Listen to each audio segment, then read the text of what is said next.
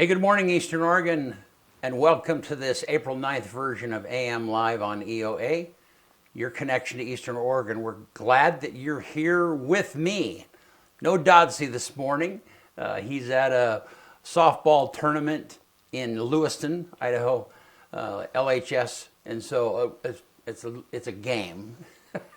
Anyhow, he's on his way on a sports trip out of town, and so it's just me here this morning. But I'm glad you're here with me. If you want to find our content, go to EOA.net, EOA.net. You type that in the browser bar, and that will take you to the location. You'll be able to find the location of our Facebook and our YouTube channel, our website, our Roku channel, and then also all of this content ends up on podcast networks, and so you can find that there. Glad that you're here with us. So here in just a little bit, we're going to have Russ West and Brent Lewis from a trail association locally here in Eastern Oregon that's making a big difference. And it's a cool story, and I know that you will enjoy that. So, but hey, since it's me, we're just going to go right to weather, right? So let's take a look outside at the camera that's out on the corner. And man, it just looks like a beautiful day. Looking forward to that, and the next several days I think are very nice and warm. Let's look at that weather graphic, Bennett. So 69 today, and let's see, I can't see where the low is, but I see. So 35 tonight, so just right below freezing. And then 66 tomorrow. Looks like it over the weekend, Saturday, Sunday, Monday. It's a little bit more cloudy with chances of rain in there. And so, but today and tomorrow looks really nice. So be sure and get out there and enjoy it. I know that I've got some yard work that I'm going to try and get done before it rains again. Need to spray some weeds. So, all right.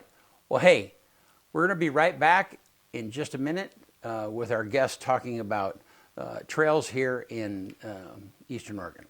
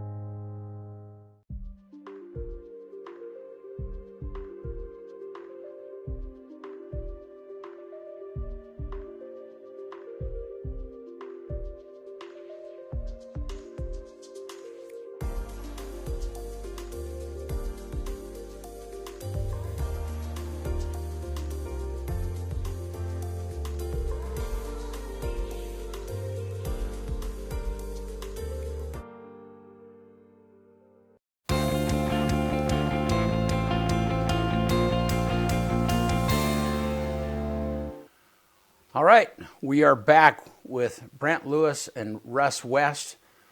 You guys have been in the area a long time, both of you. And today we're going to talk about you guys too, but we're talking about the Wallowa Mountains Hales Canyon Trails Association. Yes, that's right. For inviting us. Yeah. Yeah, thank you. Glad to be here. Yeah. I mean, that name describes what it is that you do, but not necessarily a great PR name, you know. It's a little bit long. Just a little long. Mean, if you had that on the billboard, it would just all be letters, you know. It's as long as the area is big. That's right. A little clunky, yes. Well, thank you guys for being here. I mean, you presented recently. I've known both of you for many years, and decades, and appreciate the relationship. Brent, you were, when we first started this business, you were our accountant, you know, and it's kind of funny. We got a call from Connected Accountants yesterday, and it came up as Brent Lewis, you know, because that's how I had you in my phone. Sure. Yeah, it's been a long time. Yeah, it's been a long time. Yeah, and it was funny because I said, hello, Brent. And it was actually Lindsay Cole, who is our accountant there now. She said, well, this is Lindsay, anyhow. And I explained to her, yeah, but Brent, Lewis is going to be on the show tomorrow. And so I thought for sure. Anyhow, rabbit trail there. But, and Russ, you and I have connected a number of different times, thankfully not professionally. Yeah, because you were a judge and here in the area, but I'm glad you're here. So, and we'll get to the Trails Association here in just a minute. But you guys presented recently at our Rotary Noon Group, and of course we're always looking for guests on this morning show, and it's like, man, come share what you shared there. So I'm glad you're here. Thank you. So kind of tell me, Brent, why don't you start and, tell me what you did before you retired, and then Russ, just follow him and do the same. Sure. Well, I was a certified public accountant in public practice. Came back to LeGrand in 1976 and came in as junior partner and ended up being a partner for decades. My pride is helping grow our business, and that accounting firm now is called Connected Professional Accountants, above Red Cross Drugstore. Give them a little plug here. Some very competent people. It's an older practice. They do income tax returns for any state in the United States that has an income tax, and a lot of wealth management now and managing money, as well as not just tax returns but estate planning and money management. So you are a true businessman still. Pleased to be there. Yeah, I still have that bent. Yeah. I still carry a pencil. Yeah. So. Well, cool. And so, how long? When did you retire, or when did you step away from it? Actually, came out of ownership when I turned age 66, and I worked till I was age 70. I wanted to do that because that gave me an opportunity to work on just the things I wanted to work on, and gave me a transition period so I could move my clients to other staff. A lot of most of my clients, of course, ended up being friends because they trusted me, and as you know, the more people trust you, the harder you work for them. And, I miss my clients, I do, but I'm very active, and that's why I'm in the Willow Mountain Hills Canyon Trails Association, recruited by my good friend Russ, whom we met when he first came to LeGrand. That's right. Yeah. So, Russ, tell me your story. Well, my story is I grew up in Montana and spent a lot of time in the Bob Marshall Wilderness, a million acres, packing and hunting and fishing in Glacier National Park. So my dad taught me how to pack, and just loved the wilderness. During law school, I worked as a smoke jumper starting in 1979 in LeGrand, and fell in love with the area. As a smoke jumper, I learned to run a chainsaw and use crosscut saws. When we jumped in the wilderness, we usually took crosscut saws to cut down the trees. So that's where I really got involved in that. I went on to become the district attorney for Union County for 18 years. Really enjoyed that. Two of the things I'm proud of is starting the Victims Impact Panel. That was all DUI. People convicted of DUI had to go through that to educate them about the dangers of drinking and driving. And I also was involved in starting the Union County Drug Court. And so that was another program that I'm proud of, and that I carried on when I became judge, because that was the next stage in my career. In 2002, I was elected Union Wallowa County Circuit Court judge, and did that for 15 years. Wow. So drug court was really an important part of that job, and I really enjoyed helping people get off drugs and alcohol and becoming productive citizens. And, so that was really a gratifying part of my job. Another thing I was involved in was getting the funds from the legislature and from the county to build a new courthouse. So that process it took about 6 years, but we finally got a new courthouse built in 2016. The old one was in pretty bad shape. Well, the old one was an old hospital, so it was Right, yeah, you just found space, right? right. Yeah. Yeah, so we needed a new courthouse. I retired in 2018, but carried on as what they call a Plan B judge. So I filled in sort of like a substitute teacher for 5 years, 30 days a year around the state, filling in where judges were sick or on vacation. But I became very involved in volunteer work and found out about the Trails Association and got involved in that in 2019. My wife is also involved in it. She comes along and not only works on the trail, but she cooks for our crews. So she is part of the team. Yeah. Well, cool. And Russ, you and your wife have you've done a lot of trips around the world. I mean, Right. I think I've seen you give reports about those too. And I mean, so you're avid. I mean, talk about that for a minute, because that's Sure. pretty cool. Yeah.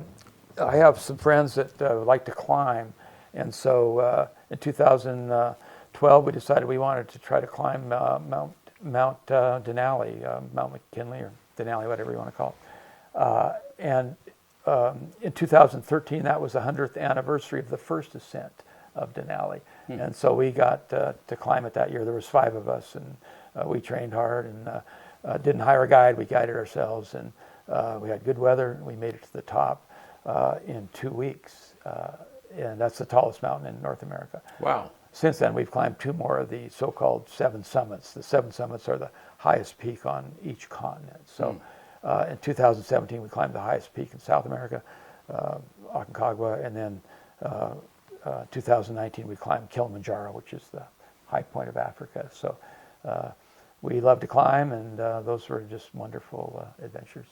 So. Yeah. And before we and you had a ski competition you just came back from that, right? Right. Yeah, I was up in British Columbia skiing. I like to ski race. I do both classic cross-country skiing and skate skiing, which is almost like, it looks like you're ice skating on skis. But, Yeah. so I did that and competed in my age group, and I was able to win my age group. So that was a lot of fun. So, Well, that's awesome. Well, cool. All right. Well, so Brent, why don't you tell me about Wallowa Mountain, Hells Canyons, Wallowa Mountains, I think we decided, right? Trails Canyon Association. Yeah. And let's start with If I start with just a little bit of history. Yeah, give me some, In the 70s, probably before, maybe a little bit after that, the United States Forest Service had a focus on keeping trails cleared, so the general public had adequate access into the Eagle Cap Wilderness area. They actually hired trail crews that they were livestock supported, and they would be out 10 days and in 4, out 10, in 4. It was seasonal. I would say very late spring into the early fall. But as time went on, and at the same time, the Hells Canyon National Recreation Area was being formed. As time went on, due to budget constraints, shift of money, and so on, these trail crews went away. And in 2025, there was only one seasonal person hired by the Forest Service. That would be like a 120-day season. 20 of those days would be administrative. You would have maybe 100 days in the field, but it takes 2 people to pull a big crosscut. So Yeah. as time was going on, and I should add to that, back to the Hells Canyon National Recreation Area, it was formed. And so this individual was hired for the Wallowa Mountains and for Hells Canyon.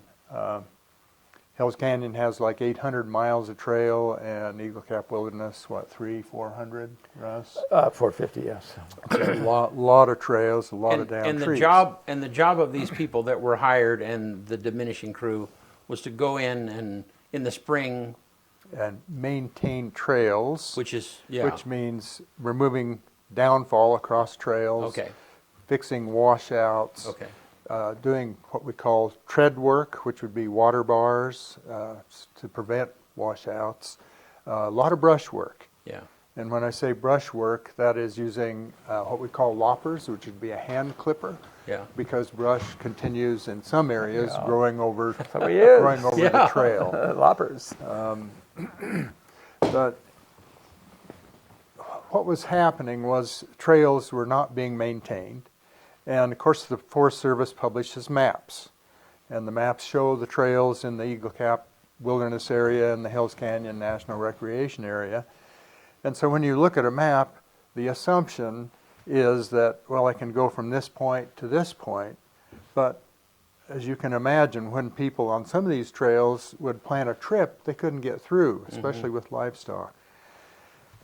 A lot of pushback came to the Forest Service, and so the Forest Service, not having the money to maintain trails, started dropping trails off the map. That's kind of backwards management. Right, and so yeah. that's another reason that our association was formed.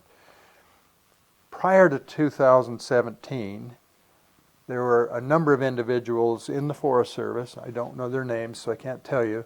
There were 3 people in particular from the private sector that could see the need for this association, and they formed it in 2017. We are sanctioned by the Forest Service, which means we follow their paperwork, and there are like different certifications. We are first aid certified. There are 3 certifications for crosscut saw, and there's chainsaw certification. Of course, chainsaws are used outside of the wilderness area. There are trails that need to be maintained from trailheads up to the wilderness boundary. Chainsaw makes some sense there. It's important that we are sanctioned by the Forest Service, because as long as we are, meaning we have proper leadership, proper training, proper planning, and the Forest Service has approval on all the trails we work on, and that's formed in the winter and periodically through the year. Our volunteers are covered by workman's compensation, so if someone is hurt, we have some insurance recourse. You want to add, Russ? I'll tell you what, before you go on though, let's show it with your video a little bit. So Okay. yeah, so then people can see. So this is there's a longer video, and we've cut it down to a few minutes, and so just take a look at this. Kind of gives you a sample of what it is that they're doing out there.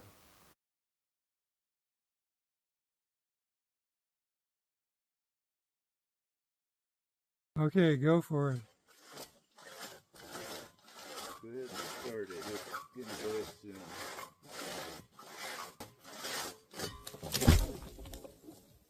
There we go.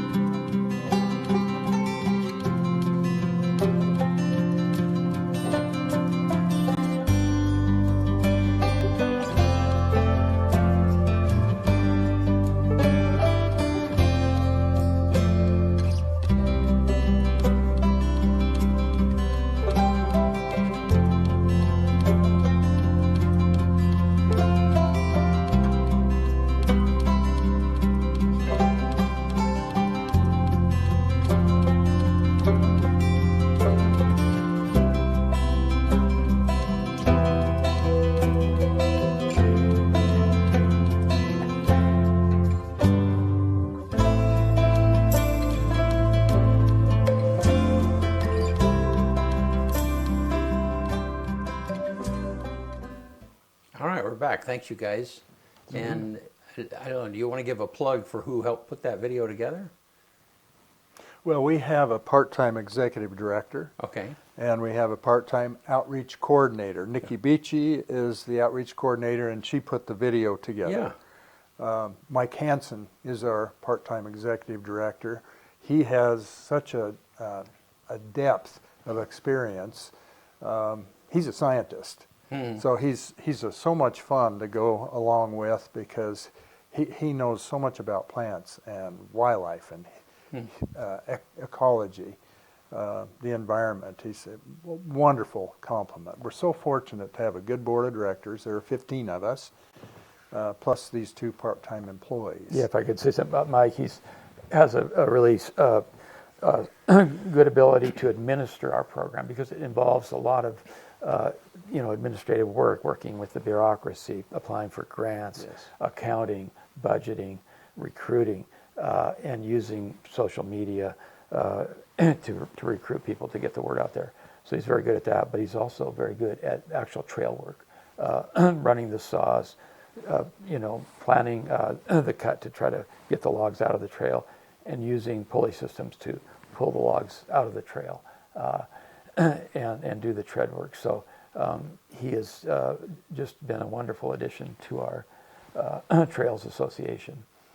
And because of him, we're able to recruit a lot of people, get a lot of people involved. Last year, we figured our volunteers spent 3,500 hours working on the trails on 45 different projects. Wow. We got a lot done last year. We cleared 2,000 miles of trail, 300 miles of trail. And on those 300 miles of trail, we cut out 2,000 trees. We cleared a lot of brush, and we installed 134 trail signs. A lot of those trail signs are, either got burned up in a fire, they have just, fallen apart due to age or been stolen by thieves. And so we have our own router where we make the signs and then we go out and install them. And so that's been really a fun thing to do. The association is successful because we're able to recruit volunteers that get excited and want to go out and do the work, and we're able to get the funds to pay our administrative costs. We pay the only thing the volunteers get is they get reimbursed for gas from their home to the trailhead and per diem for food. If they stay overnight, right? Yeah, if they stay overnight. And a lot of them will donate that back anyway. Yeah. But we have tools in both Wallowa County and Union County. We have these trailers where we store our tools. And the tools, of course, are very important. Crosscut saws, hand saws, and we have, if I could show you a few things here. So we have the bigger crosscut saws, of course, and then we have smaller saws. We get a lot of work done with these folding saws. This is, we call it a big boy saw, and it only cuts when you're pulling it towards you, but it's really effective. And why is that important that it cuts just in one, when you pull or push? When you pull. Okay. Yeah, it's just the way it's sharpened. It's Okay. But it is kind of the new generation of saws, and it's really a good tool. Here's a little bit shorter one, Corona saw. When you're not using them, you just stick them in your pocket and go on to the next one. Typically what happens in a log cutting process on a larger log, use a crosscut saw to cut nearly all the way through. Use a lot of wedges because the tree can have twists and binds. Then you take the crosscut saw out and finish it with what we call a silky saw. Tanner boy, and finish it because these crosscut saws are, it takes a real art to sharpen them, and they are razor sharp. When you use a crosscut saw, you don't push down, you let its own weight do the cutting. But when you get down towards the bottom of the log, pull it out, keep it safe. Yeah, because otherwise as that well, it can log fall comes out, it pinches. It can, yes, correct. And that's what the wedges are for, right? Yeah, wedges are critical. If you don't have wedges, don't even bother trying to cut a big log. And so as we get into the log, we try to, well, before we start the cut, we try to analyze where it's going to bind. And that determines where we stick these wedges. But typically we'll have at least 2 wedges, sometimes 3 or 4 in a log, just to alleviate that the bind, so we can get saw through it and get the saw out. Yeah. So that's. I'd like to make just one more pitch for our executive director. Yeah. He's an integral part of training our crews. Not the first aid, but using block and tackle to move logs. He had a saw sharpening class for those that were interested in sharpening crosscut saws. Been very active in all of the chainsaw certification. So he's what we would call a Class C sawyer and instructor. Right. Yeah. In the the block and tackle, the pulleys are really important because as we get older, we got to work smarter, not harder. Right. Right. Yeah. And so if we can make 2 cuts on a log, or just 1 cut, and then tie a rope around it, and then hook our pulley system up to a tree and just pull it out of the trail, we save doing another cut. And Right. So that's a lot more efficient. And he's been very good at teaching us how to do that. And that makes sense. So rather than cutting a section out, you can just cut the top of the tree off, essentially, or and then you're just kind of Drag or swing. Yeah. Right. Right. Yeah. Right.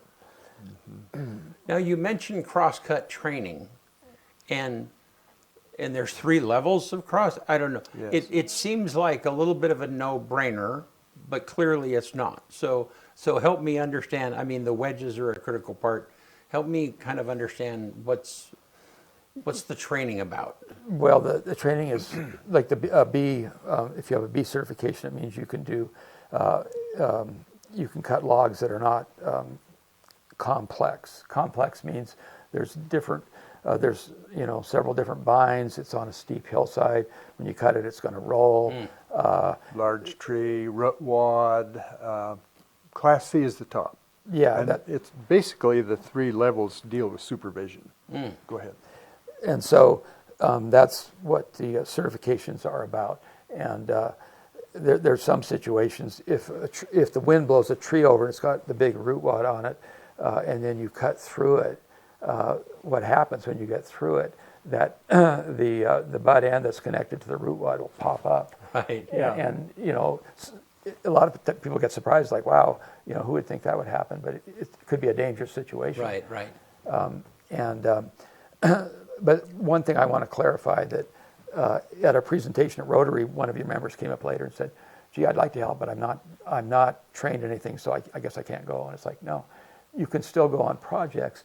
It's just if you're on a crosscut, you have to have someone who's certified on the other end of the crosscut. So as long as Brandon, I, or somebody else who's been trained is on one end of the crosscut, somebody who doesn't have the training can be on the other end, and we're supervising, making sure they're safe. Chainsaw work, yeah, you have to be certified to run a chainsaw, but we need people to do what we call swamping. I'm limbing trees, I'm cutting small sections. I need somebody coming in behind me to get those out of the trail. And so there's a role for a lot of different roles that we need volunteers for. And the training is nice, but it's not required. So. Yeah, and I mean, you and I were talking. I grew up in Wyoming, and we hunted in the Yellowstone area, Sure. just outside of that, and the Tetons, and I mean, and as a kid, I didn't even think about maintaining the trails. Right. I mean, because when I got there, they were open, Right. But I remember one particular year, we were a little earlier than what we had been normally, and I mean, there was down timber, and we had horses, and there was down timber everywhere. And I mean, every time there was a down tree, we would have to find a way around it, or if it was low enough and the horse could step over it. But I mean, it doubled or tripled the amount of time that it would have taken to get through that trail. Yeah. Right, and it's dangerous for your stock. Right. They can get injured, they can get cut. Right. And so it's all, it's about the safety of the stock and the riders. And Yeah. yeah. So. Yeah. So yeah, so it's something that we don't even think about. So one of you tell me about the tree is obvious, but washouts, or I mean, tell me about some of the other things that are a little bit more nuancy that people might not understand. Well, we actually have a rock work seminar coming up on how to build reinforce edges of trails, Yeah. how to make water bars out of rocks. Yeah, and what's I mean, a water there's- bar? Real quick. Well, Is a that wa- like a a water- gutter, a place where, yeah. Many times a trail is a natural drain to the landscape. Right. And so you put a water bar across that to direct the water out of the trail. Got it, okay. Otherwise, it'll just keep eroding and eroding, and then you have even a bigger job, if not destroying the trail entirely. Right, and whenever, and you know, I mean, I notice that if I'm driving on a dirt road or on a trail or whatever, and when the water's running right down the trail, that's going to be a problem, because it's Right. eroding. Right. It's carrying debris with it, yeah. And what we've had in the Eagle Caps recently, when there's a big storm, a big water event, we'll have a washout where a huge amount of water will come rushing down a drainage and just wipe out a section of trail. And that involves a lot of work to repair that. Up on Polaris Pass, we had one a year and a half ago. I was up there and took pictures of it, and a crew got up there and fixed it. Well, within another month or two, we had another storm, and 15 feet away there was another washout. So it's a never-ending job, and those are a lot of work because a lot of times you have to actually secure with a gabion or a steel fence post or something. You have to secure a section to keep it from just sloughing off on a steep section of trail. Yeah, because you're building like a retaining wall, essentially. That Exactly, yeah. Yeah, that the trail is resting on, yeah. Right. Yeah. I would like to mention half of our board of directors of 15 are ladies, and half of our work crews are ladies. Yeah. Half of our members are ladies. I mean, yes, there's hard work, but it's not all hard. One thing we haven't mentioned is we have a trail ambassador program that's been funded by a grant from our tourism association, Eastern Oregon Tourism Association, where we'll have ambassadors at the major trailheads, such as the Wallowa River, the Hurricane Creek, Lostine, and they will actually visit with hikers, sometimes horsemen. Horsemen generally go right through, but they answer a lot of questions of hikers, and I think Elnora Cameron has been the committee head of that endeavor. I think she had like 3,500 encounters with hikers and so on this last year, and we've done this for 3 years. I think this will be the 4th year. It's been very successful. Been very successful, and we need volunteers for that. Men, women, yeah. And what do they do again? Well, they talk about the trail conditions Okay. and give people directions. There are Okay. all kinds of questions that come about from people. How about water? How about human waste? How about dogs? There's some areas that you're not allowed to Firewood. have fires, so she can address that. Yeah. So it's been a very successful program, and because a lot of people come from out of the area and they have a lot of questions. And, Yeah. So another training, Yeah. if I could get to, is the training on navigation using GPS. Yes. And safety is paramount. We don't want our volunteers to get hurt. We don't want them to get lost. So when we send out a crew in the backcountry, we send them out with one of these. It's a Garmin InReach, and it communicates by satellite. So the rule is when you leave the trailhead in the morning, you communicate with one of our members, on that, back in civilization. Yeah. And at the end of the day, once again you check in and say we're done for the day. Everybody's safe. Yeah. Anybody gets hurt, we can hit the emergency button, and 911 will be contacted, given our coordinates, and they can get a helicopter in there usually and evacuate someone if they get hurt. We've only had one serious injury, and that person is fully recovered. So we're pretty proud of our safety record over the last 10 years. And just as an example, last week there was a crew that went over a freeze-out saddle to work.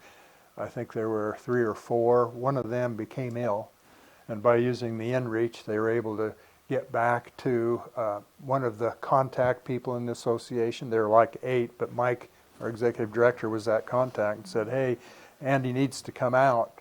And so Mike was able to come from Joseph down to the trailhead, the freeze-out trailhead, and pick him up and take him home.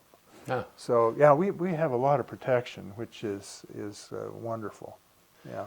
So It's essential. how do you become aware of where the repairs need to be made? Word of mouth. I'd say Forest Service personnel, going out and checking the trails. But most of it comes from hikers and packers that go out on a trail and see a bunch of logs down or a rock slide.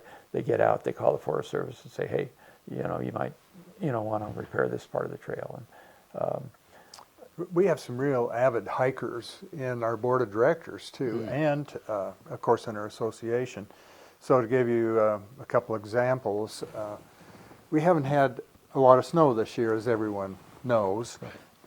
We've had moderate weather, and so that's enabled us to even cut trees the 1st of January. I think by the middle of January we'd cut out 21 trees. Wow. But getting back to Bear Creek, for instance, our crew went up Bear Creek and used a chainsaw up to the wilderness boundary. They cut out 7 trees per mile. Wow. Cut out 21 trees. Then on the East Fork of the Lostine, there was a crew that went in there this last weekend, 25 trees.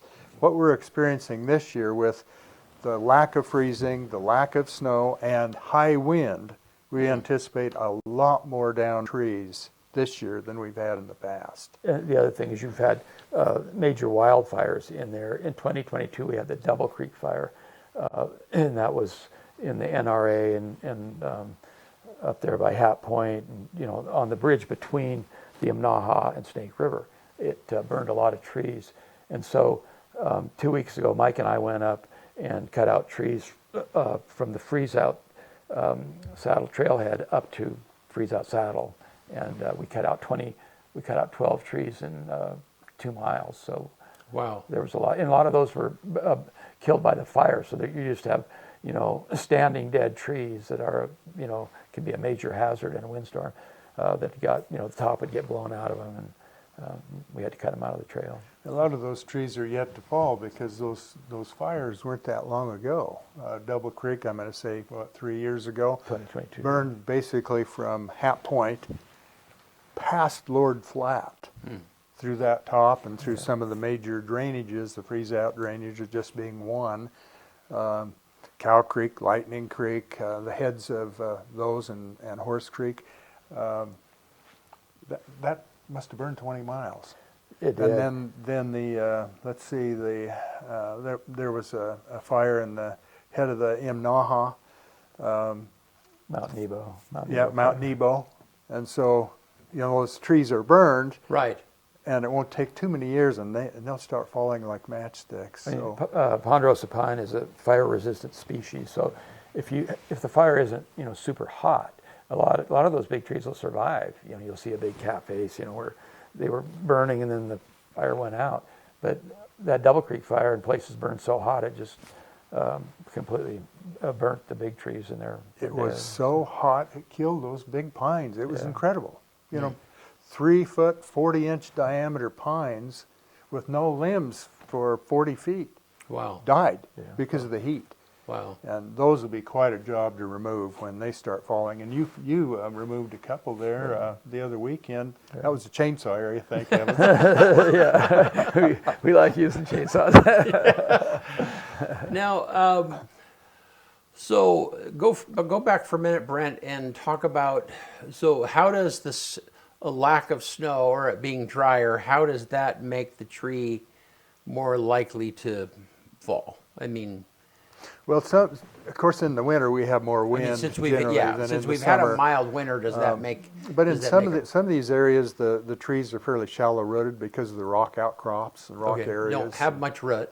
Yeah. Okay, yeah. And then if the ground isn't frozen, Right. you take the wind, swings the tree, and loosens the root wad, and Got it. and Okay. over they can go. If you don't mind, if I could talk about the trips just Yeah. a little bit. So when we talked about 45, 50 trips this last year, some of those are day trips. So our crew can pack their lunch and pack tools, hike in, from a do the trailhead. work, and come out. Some are overnight trips, and people will backpack their food, generally dehydrated food, their sleeping bag, their tent, and so on, go in, spend a couple of days, come out. But we have stock-supported trips, and Russ and I are both packers for our organization, and we have several other packers. Several from Wallowa County. There's one from Baker County. Those are for longer trips, and the idea of the packing is to pack the tools, the sleeping bags, the food, so our ground troops can walk in carrying water and lunch and arrive and everything is there. So We'll set up a base camp, you know, 6 to 10 miles back in the wilderness, and then from that base camp we'll commute to different areas that need the trail work. And we'll do that typically for 4 or 5 days and then come out. So an example of that very thing, where we're in a little bit further and stock supported, Cartwheel Ridge, which is it wraps around the north end of North Catherine Creek. Basically a humped ridge. That was like a 6-day trip. Travel in day, travel out day, work days in between. Cut out 170 trees. Lackey Hole, which was from the head of the Little Minum that drops down into the main Minum, that was a 3-trip deal. Cut out 470 trees. That was ready to be dropped off the map. And one thing that we mentioned at our meeting before last was, you know, we're doing really well in keeping up so far. We're gaining. How about we look at some of these trails that have been closed? Try to reopen. Yeah. Stay tuned. We'll see. We'll see. The government has to agree and all that. But we need to take care of our maintenance, what we have first. That's right. But there's possibility. So in the wilderness area, you can't have any mechanized, I mean, you can't even, so like when you're putting signs up, you can't even use a battery operated drill. No. Is that correct? Correct. Hand drill and Yeah. ratchet to put in the... Which, I don't know. Help me understand historically, Russ, why is it that way? Because in 1964 the Congress passed the Wilderness Act, and that stated that motorized equipment could not be used unless necessary to maintain minimum requirements of the wilderness. And so if it becomes clear that there's been so much windfall and so many trees on the trail that people with crosscuts couldn't clear it, then the forest supervisor for that particular wilderness could administratively allow chainsaws. It doesn't happen very often, but they have that power. If they find that using crosscut saws would not be sufficient to provide access to the wilderness. So there is that power that the Forest Service has. They rarely use it, and we'll see if that changes. But it's not a hard and fast rule. There is an exception. Yeah, is what I'm but getting at. even wheeled vehicles, right, cannot. Right. Yeah, I mean. Mountain bikes are not allowed. Yeah, or like Or a single game wheeled, cart. correct. Yeah, right. Correct. A game cart. Yeah. Correct. All right. So tell me about trails, and you do the signs. Tell me about the signs, Russ, and tell me about you have a router. I mean, tell me about that, because Right. Yeah, we got a grant, and so we bought a high-tech router that's has software, so you just program what you want the sign to say, and then we route out a piece of hardwood. It's usually what? Oak. Oak. Yeah, 2 feet by, Forest Service provides the wood. They provide the specs, and we do the routing. We have a couple of people that are skilled with that. They do the routing, and then our crews pack those signs in and install them. Right, and there's been a real need for that because of fires and just, the weather and the signs just fall off the trees. So the only caveat to that is that these signs, when they're in the wilderness, don't specify mileage. So if you're in the Lakes Basin and there's a sign that points you to Minam Lake, which is over a little past, it's not going to tell you how many miles. It's just going to be a arrow. That's up to you. We're done. Yeah, that's right. Yeah, you got to figure out the mileage. I guess your thought. It could say Wyoming, that direction. Yeah. I guess the thought is, with modern technology, with mapping and inReaches and phones, cell phones, and so on, maybe they felt that that wasn't necessary. That's a Forest Service rule, not our rule. Yeah. Forest Well, Service and rule. it's the inReach, has been a valuable tool for many, many years. But just recently, T-Mobile signed a deal with Starlink. And so and now part of your plan when you go anywhere is you could be able to communicate with your phone or send text messages or whatever. Right. Yeah. So we won't even need these anymore once everybody gets on that plan. Yeah. But it's just changed so. It's just changed so quickly. It has. But amazing. But still, there is, there's a certain amount of security. If your family members are going to want to know, Right. even if you're disconnected, they kind of want to know every, day or two, are you still alive? Yeah, Is the it technology has shrunk the wilderness. Yeah. It's shrunk the wilderness. You can't completely rely on it because the batteries can go dead. You can have a malfunction. So we still want people to be able to use a map and compass. A map and compass. Yeah, Brent. One thing I'd like to say about our organization is that, many times you find the executive director ends up kind of driving the board. Mm-hmm. It goes both ways here. The board is driving the executive director, and the executive director helps drive the board. It is really a great association to be a member of because it's very proactive, forward-looking. And when I say forward-looking, when we look back at the originators, we were 100%, well, not 100%, 95% grant-driven. The other 5% being memberships, and we have, 160 members, something like that, in our association. It's $20 for an individual, $30 for a family, $250 for a lifetime. But being 95% grant-driven, of course, your business, just like my business and Russ as judge, you want to maintain your key people, and so you need to maintain their purchasing power. And so when we would go through a compensation plan, we might say, hey, Mike, we're going to give you a 10% raise, but you need to find a grant to pay it. And that's not a good way to operate. We just finished a major fund drive. I was fortunate to know a person for decades that was willing to be a philanthropist in a 3-for-1 match. Up to $500,000 in the aggregate, which meant we had to raise $167,000. We did. In 2 months. In 2 months. We only had 2 months to do it. We did, and so we now have a $250,000 endowment, which we will draw 4% from every year. It may make money, lose money. You understand, everybody understands the market fluctuates, but we will take 4% per year, and that will cover our fixed costs. And that is approximately how much? About $25,000. Yeah.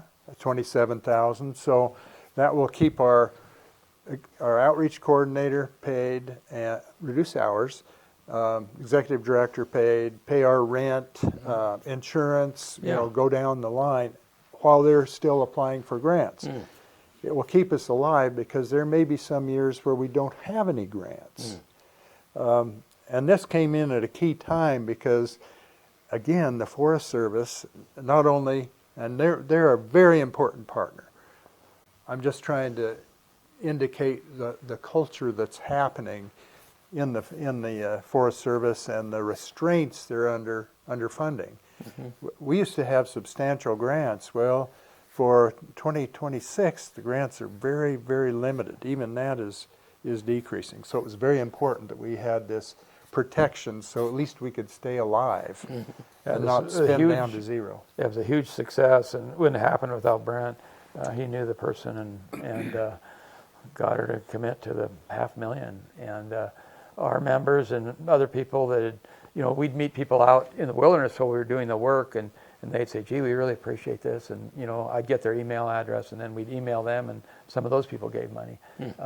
And so there was just this groundswell of support that in 2 months we were able to raise the $166,000.